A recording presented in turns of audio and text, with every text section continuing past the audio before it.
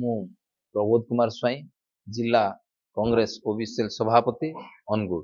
2023 ଆଉ କିଛି ସମୟର ବ୍ୟବଧାନ ପରେ ବିଦାୟ ନେବ ଏବଂ 2024ର ଆଗମନ ହେବ।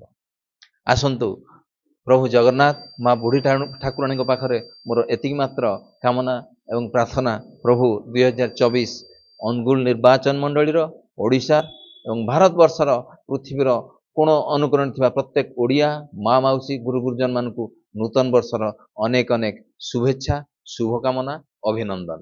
2023 ଆଉ କିଛି ସମୟର ବ୍ୟବଧାନ ପରେ ବିଦାୟ ନେବ ଏବଂ 2024ର ଆଗମନ ହେବ।